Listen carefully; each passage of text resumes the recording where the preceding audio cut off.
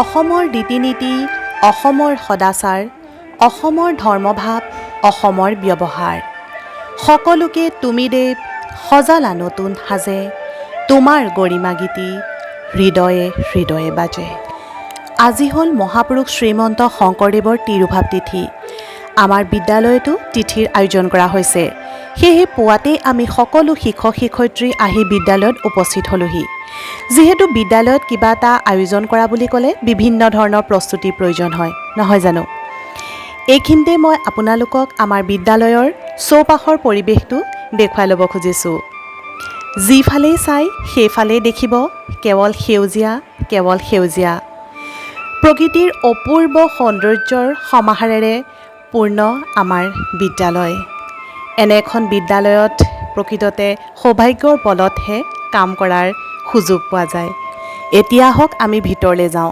ভিতৰত আকৌ একাংশ ছাত্ৰ ছাত্ৰীয়ে শিক্ষক শিক্ষয়িত্ৰীসকলৰ সহযোগত প্ৰসাদৰ প্ৰস্তুতি কামত লাগি আছে।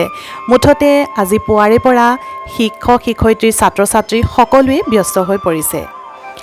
আৰু এয়া গুৰুজনৰ চৰণত বন্তি প্ৰজ্বলন কৰাৰ পাছতেই এতিয়া আমাৰ সকলো ছাত্ৰ ছাত্ৰী শিক্ষক শিক্ষয়িত্ৰীসকলে মিলি প্ৰাৰ্থনা গাবলৈ আৰম্ভ কৰিছে। প্ৰাৰ্থনা কৰি শেষ হোৱাৰ পাছতেই ছাত্ৰ ছাত্ৰীসকলৰ মাজত আৰম্ভ হৈছে দিহানাম প্ৰতিযোগিতা।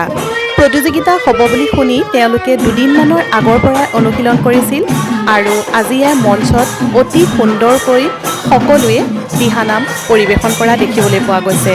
ছাত্ৰ ছাত্ৰীসকলক এনেদৰে সুন্দৰকৈ দিহানাম পৰিৱেশন কৰা দেখিবলৈ পাই আমি সকলো শিক্ষক শিক্ষয়িত্ৰী আজি আনন্দত উৎফুল্লিত হৈ উঠিলোঁ।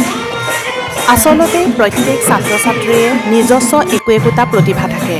কিছুমানৰ প্ৰতিভা প্ৰকাশিত হয় আৰু কিছুমানৰ অপ্ৰকাশিত হৈয়ে ৰৈ যায়।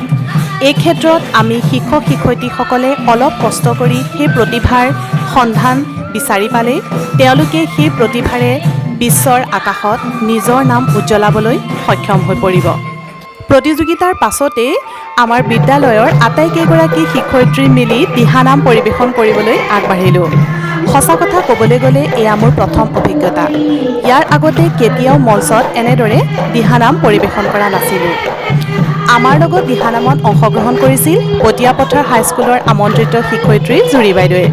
তেওঁ অতি সুন্দৰ কণ্ঠেৰে আমাৰ লগত দিহানাম পৰিৱেশন কৰিলে। বাইদেউলৈ মোৰ আন্তৰিক ধন্যবাদ জ্ঞাপন কৰিলোঁ। ইয়াৰ পাছতেই আমি সকলোৱে মিলি প্ৰসাদ খালোঁ। এইখিনিতে মই আপোনালোকলৈ অসমীয়া খবৰ কাকতত প্ৰকাশিত মোৰ এটি পদ্য আগবঢ়ালোঁ। পদ্যটিৰ নাম হৈছে শংকৰদেৱ। পদ্যটি পঢ়ি কেনে পালে জনাব আৰু ভিডিঅ'টো কেনে পালে সেয়াও জনাব। যদি ভাল পালে তেনেহ'লে লাইক আৰু ছাবস্ক্ৰাইব কৰিব। আজিলৈ আহিলোঁ, ধন্যবাদ।